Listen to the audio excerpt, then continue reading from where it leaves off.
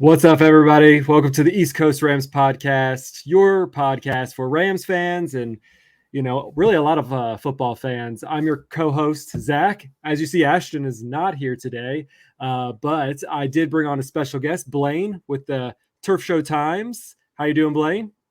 Hey Zach, Ashton better watch out. I got a seat today. I might not get out of it. No, but thanks for having me again. I look forward to talking about what was a kind of a frustrating loss, unfortunately on Sunday or on Monday night. Yeah, Monday Night Football. When we thought the Rams were actually, going to be contenders this year, we thought their offense was going to click on all cylinders going into this game. Really, the biggest concern I think we all had going into this season really was the defense. Was the defense going to be able to keep up and be able to, truly bring that bend not break mentality? We thought they were going to bend more or break more than they have been. But they were actually the bright spot of this past week, and the Rams offense just really couldn't get anything together other than really their first drive and their last drive. Yeah, the defense played absolutely fantastic. Really kept the offense in the game and allowed them to just keep on having opportunity after opportunity. I believe they finished fifth in the NFL in Week 3 in overall success rate, which is obviously fantastic. Byron Young, I think, just continues to get better game after game. I think he leads, rookies in pressures so far this season. He looked really good. Kobe Turner, Akilla Witherspoon had the incredible interception. As good of an interception as you'll see, but yeah, just the offense leaving a lot of opportunities out there and a lot of points on the field. I mean, the Bengals had a lot. They needed this win. I mean, they really needed this win. I mean, Burrow coming off that calf injury, still unsure if he was going to play pretty much up until, game time decision that he was going to play. It was their Monday night. It was their white out. It was the Ring of Honor ceremony for Boomer and Chad Johnson. They just had a lot going on, and the fans wanted it. I mean, that stadium, I was there in person. That stadium was loud. And other than the drive right after the half, that was the quietest I've been because everybody was still getting concessions. But I thought, did you find it interesting that the Bengals decided to receive first? Yeah, that was odd because teams tend to defer now to get the chance to double up, but but I think it's just for what they were, I guess, kind of looking to do. I guess it kind of made sense. I think they kind of knew that maybe Joe Burrow coming not really practicing at all during the week, his calf not being 100%. Maybe having their defense going out there and setting the tone. Lou Anarumo just called a fantastic game overall. So I think they kind of want their defense to set the tone and go from there. And but definitely nothing. You don't really see that anymore in today's game. Yeah, I think it did have to go back to Burrow's calf, and they didn't want to ice it. They didn't want to just sit there, waiting while the Rams drove the ball for the first time. So, I mean, maybe it was a good option just for that aspect. But the Rams did hold them. They tried for a field goal attempt and ended up missing it, giving the Rams pretty good field position going in and driving the ball pretty much to the end zone until we get that, whatever you want to call it. A lot of people call it a horrendous call by the officials to overturn a touchdown call. I didn't really see. I saw it. It was right in front of me. It was really cool to see. And it was just kind of heartbreaking because we in my section, there was only me and this other kid behind me who are Rams fans. Everybody else was Bengals. And, the stadium quieted pretty quick after that. But then when it came that they overturn it, it was kind of heartbreaking.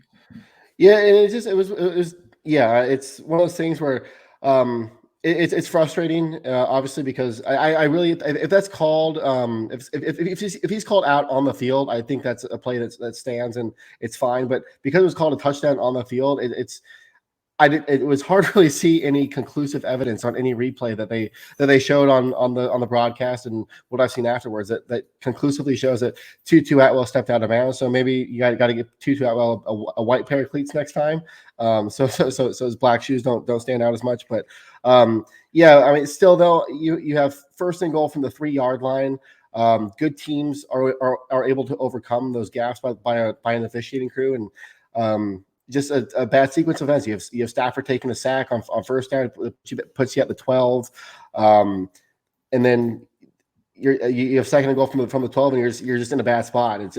You're almost forced into a field goal at that point. So yeah, unfortunately couldn't punch it in from the 3, and it's just kind of, I think that opening drive for the Rams kind of set the tone for how things were going to go the rest of the night. And I mean, that pretty much started McVay's bad play calling, because realistically, they were on the 3rd-yard line. They've had so much success in the end zone, and specifically on the goal line of running the ball. I mean, Kyren Williams alone has had 3 touchdowns, rushing touchdowns in that kind of area. And I get maybe they were, because the Rams have done that, 3 times, that the Bengals were going to anticipate it. But just go to a pass play, and then they did take that sack. It's just McVay is just, I feel, still stuck in his head about this whole, I gotta throw it and not run it. Yeah, and I guess like the most frustrating part for me is like we saw week 1, we saw this game plan where they're going on these 10, 11, these 10 plus play drives, and just grinding out drives, running the ball. You had Cam Akers, I think, had 22 carries in that game, and Kyren Williams had 15. So you had 37 total carries in that game, and I feel like that type of game plan would have worked here. Like you said, but before this game, Kyren Williams had 3 rushing touchdowns, all of which were inside that 5-yard line, I believe, and he's had a lot of success running the ball in that area. So why you would go to a pass there? It's very confusing. A run towards the left hand side, to the left hand side, right behind Steve Avila and Larry Jackson, kind of makes the most sense in that spot. But one of those situations, I guess, where McVay's maybe overthinking things and outthinking himself and making things more difficult than they really need to be. Yeah. The game was just as it was. I mean, it was basically kicking field goals for most of for all of the first half. The Rams did go up 6-3 prior to going into the half. They gave the Bengals just enough time to tie it up at 3-all going in.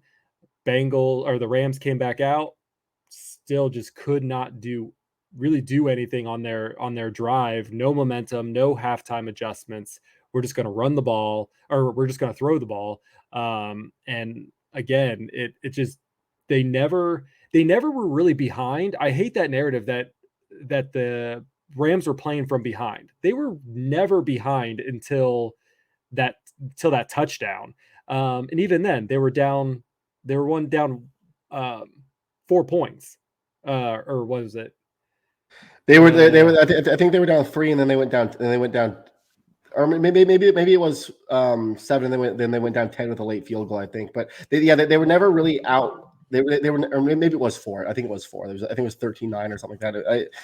Anyway, I think, like you said though, the point being they were never truly out of it. It's not like they were down 2 scores and chasing points. It was a manageable game where you could have ran the ball and had 15 to 20 carries, or 20 to 25 carries. Got players like Ronnie Rivers involved in the run game, to mix it up a little bit. And it just never really happened.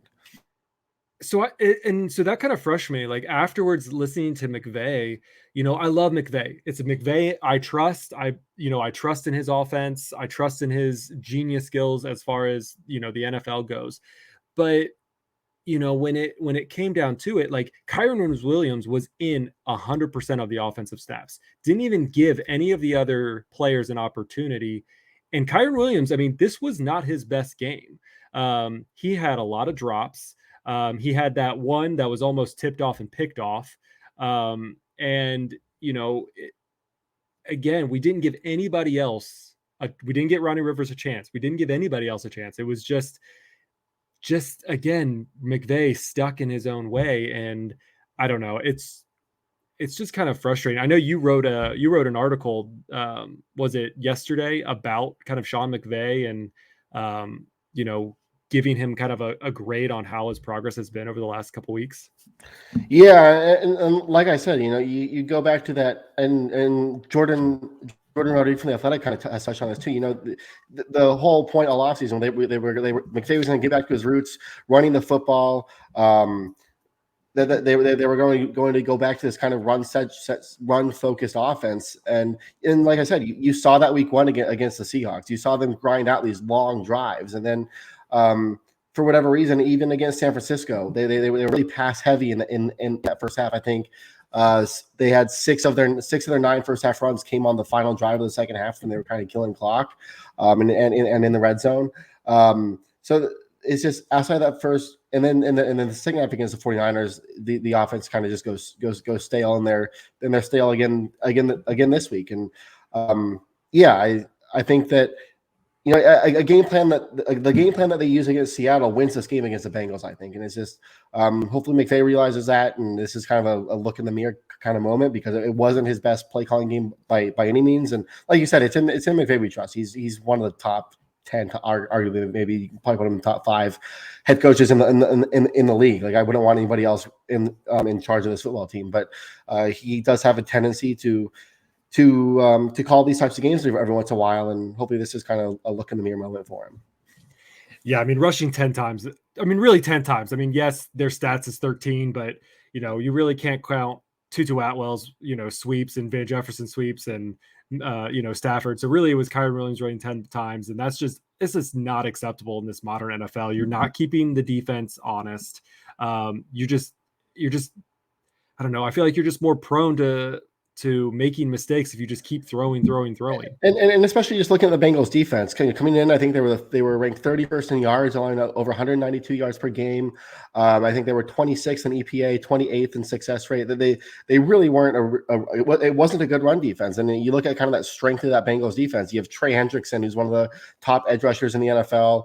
Dax Hill has really come on as a young safety. They have some good players in that secondary. Logan Wilson is a really good linebacker.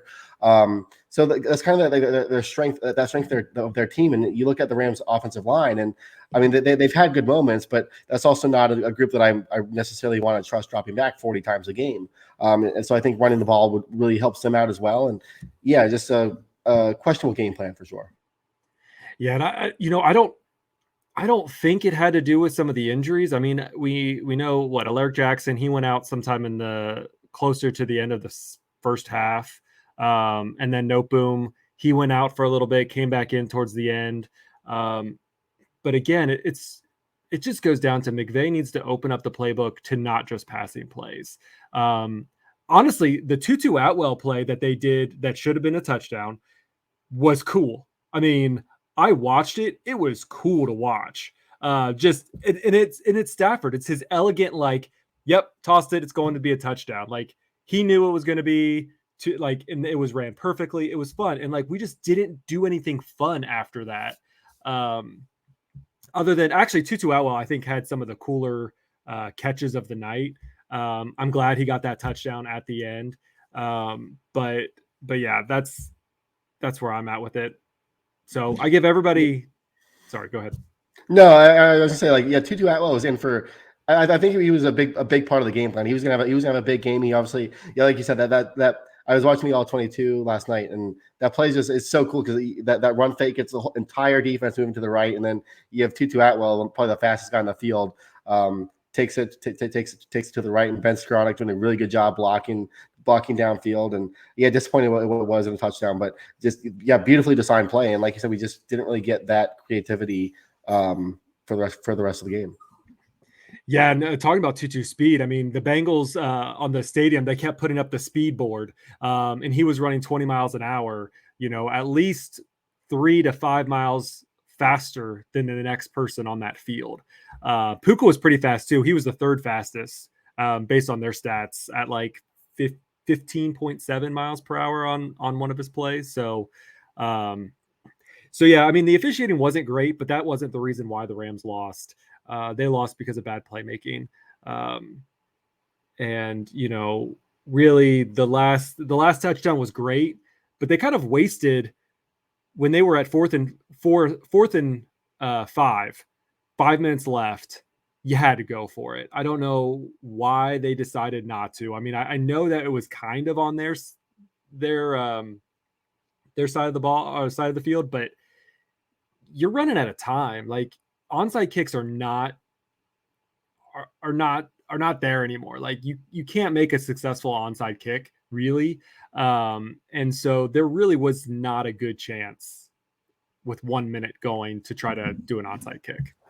Not at all. And just like, it was funny on that last drive. I think they're around the 2 or 3 yard line again. And that's the time that McVay decides to call a run play. You have no timeouts, and you call a run play with no timeouts at the goal line, and you're wasting time in that situation. When that's probably the play that you should have called 2.5 hours ago when you had that ball in that same situation.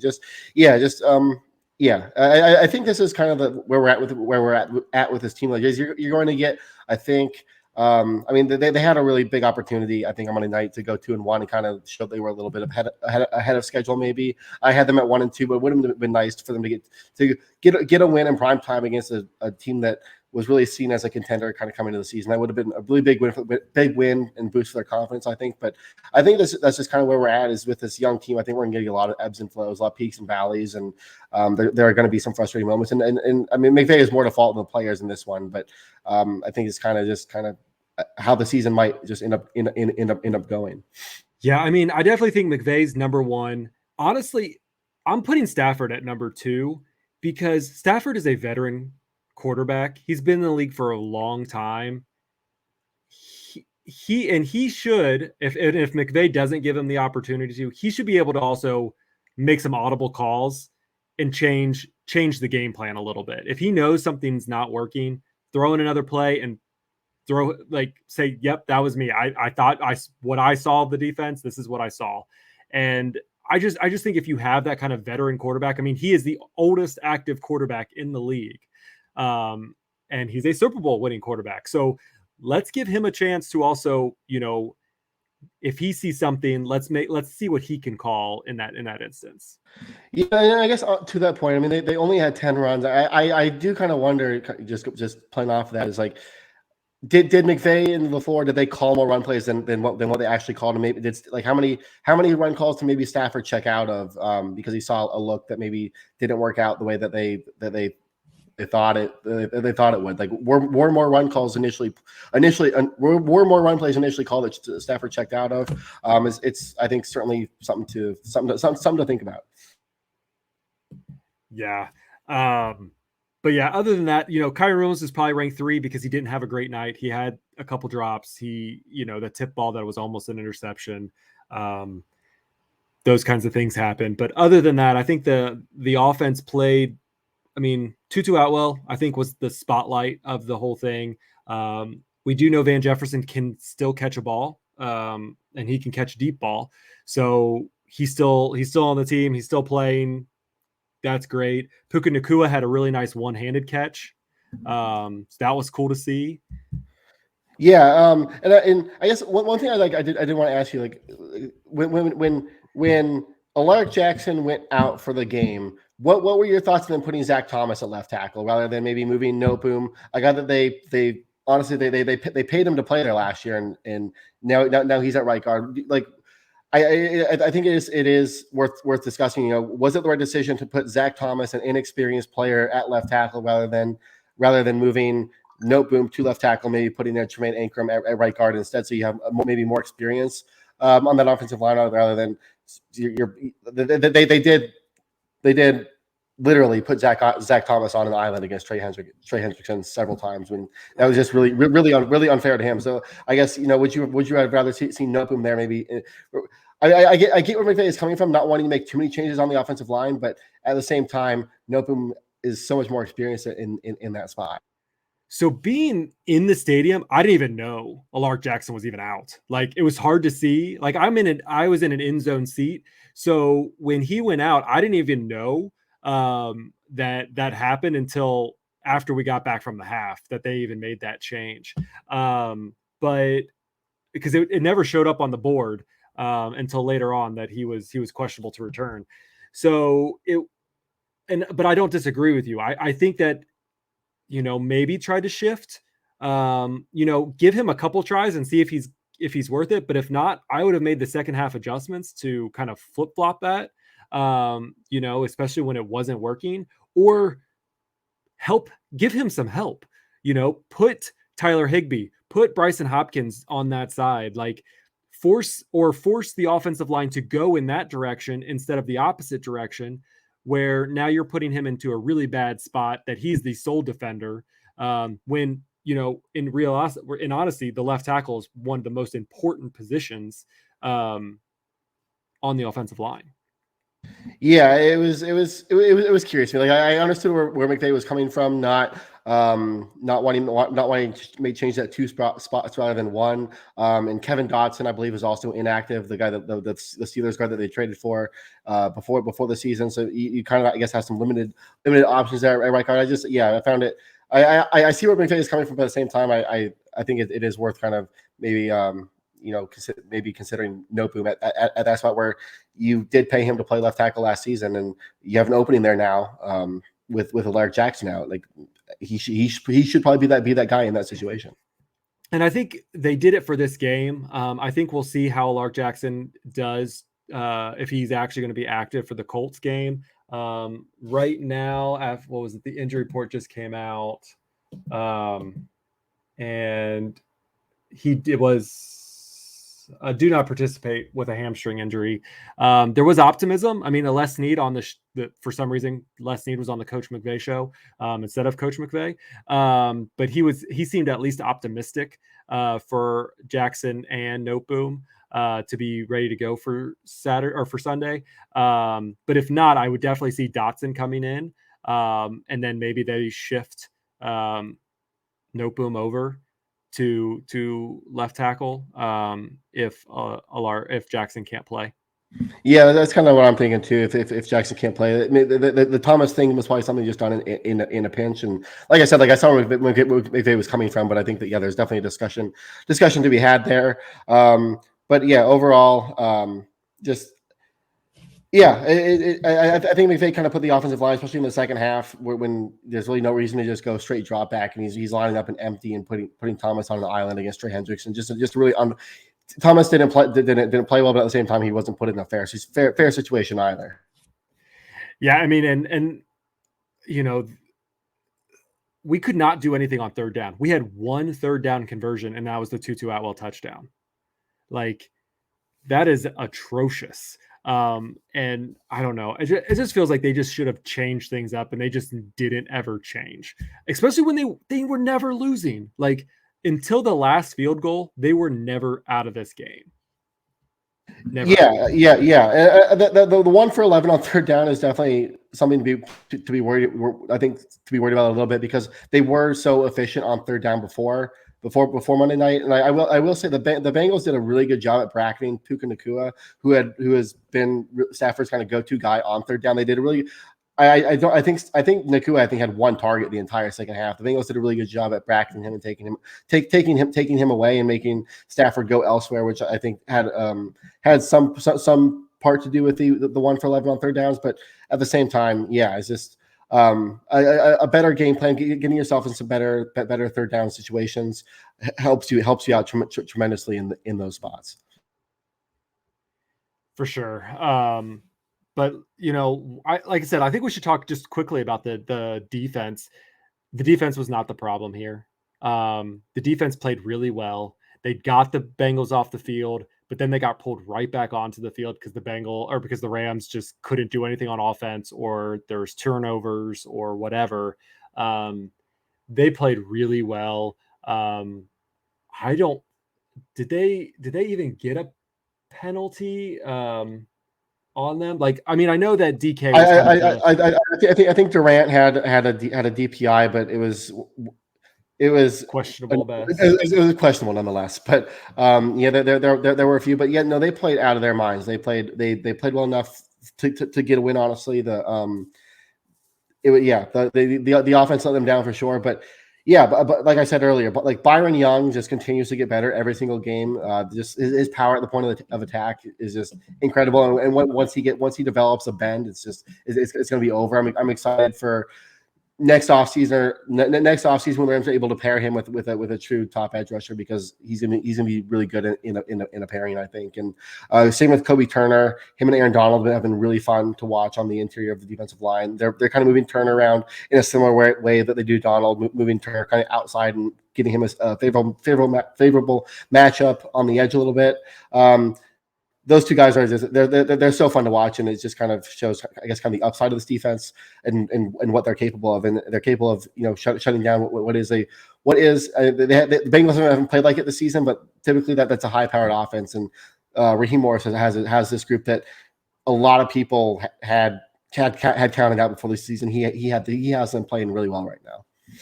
And Raheem just schemes it up well. He schemes up the defense. He doesn't want the explosive plays to happen. And the only time we really get an explosive play is usually when we get a DPI. That's really when we give up the big yards. We typically don't give up and we haven't. I don't think we have given up a big yard pass if it wasn't a DPI. They've just all been either overthrown or just not catchable. They just got lucky and got the penalty off of it. So like I said, the defense has been keeping everything kind of in front of them, no explosives, keeping it to that 10-15 yard chunks, and then making them settle for field goals. And that's what we want out of this defense. We want the defense to keep them under 20 points when our offense, at least what they showed us the first 2 weeks, have the capability of punching it over 20 points. And they should continue to do that each and every week.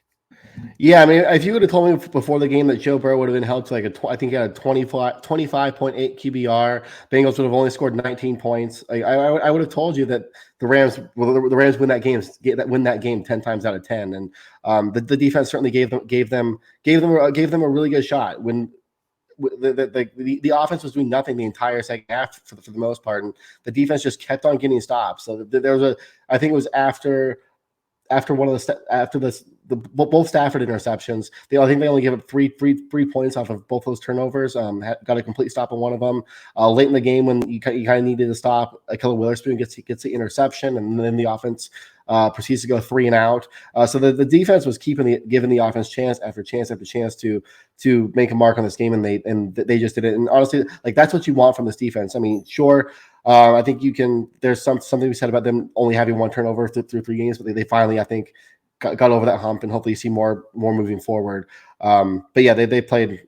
Raheem schemed it up really well. Has these guys playing fantastic and above their level, and it's fun to see.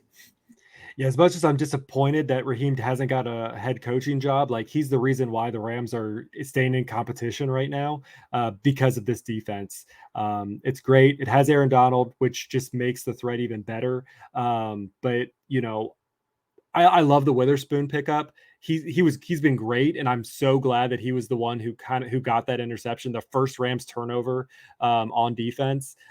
So it was awesome to see. It was really cool when you got to watch it on replay, because from my view, like, again, this was another play that was right in front of us, and I thought the Bengals had it, and to kind of go back and watch it, and all the Bengals fans were like, what just happened? Like, they didn't see that happening either. And just to see, like, he kind of rolled and caught it and never hit the ground. Perfection. Yeah, I watching on the broadcast too. Like, it kind of looked for a second that the Bengals receiver had came down with it, and then it's like, oh wait, Witherspoon got the interception, and then the replay, he just made a fantastic play on the ball. Like you said, just a nice low value pickup that's performing.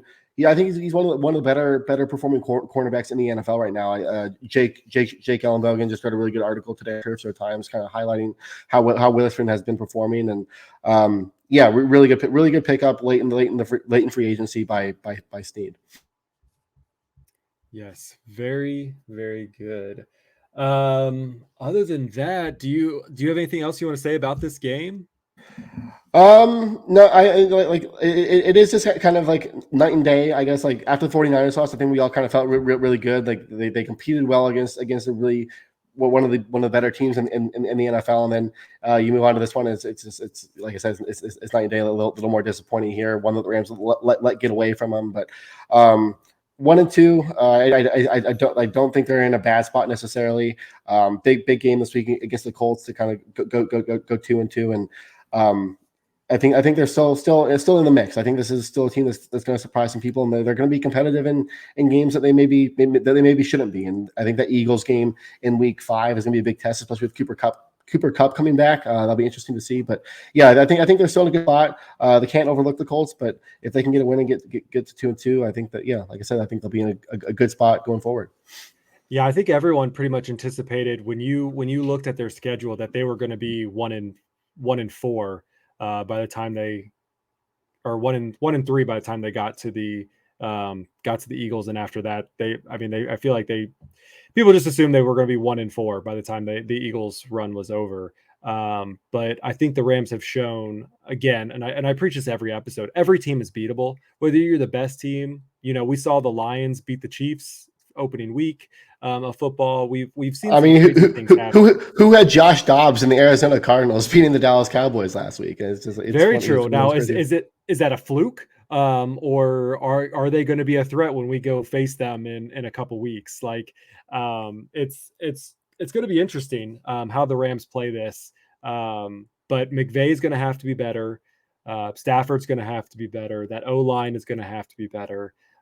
We need to mix it up a little bit. We need to make sure we're keeping these defenses honest, and we're just not, at least as of Monday Night Football's game.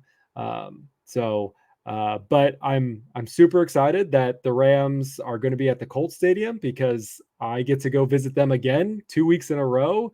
Unbelievable that I could ever say that that's what was going to happen. So me and Ashton will be at the Indianapolis Colts game on Sunday. We're going to try to do a meetup on Saturday. So if anybody wants to come out, we'll probably try to find some local bar that we can go hang out and kind of talk and just get to know each other, grow the Ram family.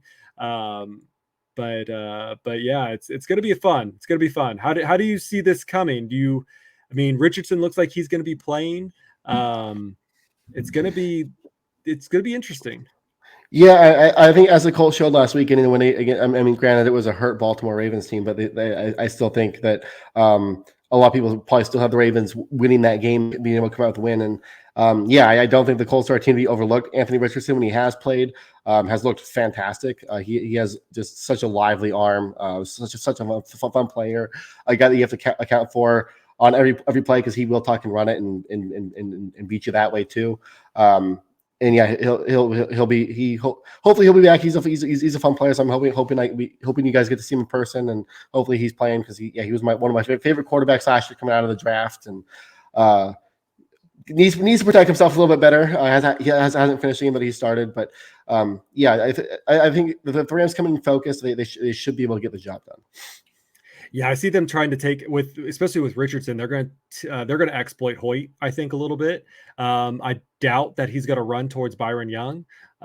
So they're going to have to figure that out to kind of keep Richardson contained as much as possible. I kind of would expect to hear and oh my God from Richardson, seeing Aaron Donald just blow through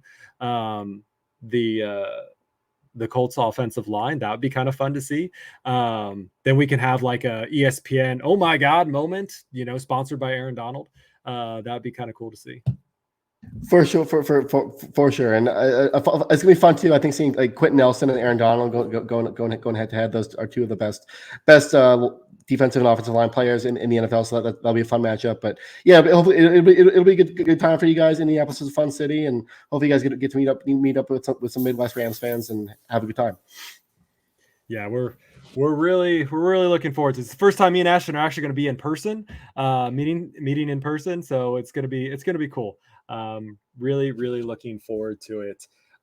So I think we're going to wrap it up on this week's episode of the East Coast Rams podcast. Blaine, thank you so much for being my guest host. I'm going to call you my guest host. Love it. On this recap episode of the Rams versus Bengals game. Do you want to just plug all the stuff that you're doing at Turf Show Times? Yeah, you can follow my work, all my articles on turfshowtimes.com, and then follow me on Twitter at @BGrisak_TST. Yes, please do. He's got some good stuff at at the Turf Show Times. So definitely make sure you read up on all of his articles. You can always send questions to us at feedback@eastcoastrams.com. Or you can hit us up on Twitter or X or whatever you want to call it, at East Coast Rams. You can find me at Zach Mayer. You can find Ashton at Rams Fan Ashton 1. We are also on YouTube. So please, please, please, please, please. It's the one thing I ask is that you go like and subscribe on our YouTube channel. So it's a free thing that every Ram fan can do just to help boost us up in the YouTube algorithm. Again, we really, really appreciate it. Ashton may be doing a special episode before our Indianapolis Colts game, so make sure you also watch that. Well, watch out for that. And yeah, let's go get a win on Sunday. We need it. The Colts don't necessarily need it as bad as we do, I think. And we got the talent. I think that we can overcome it. So with that, Ramily, horns up, and let's get that W.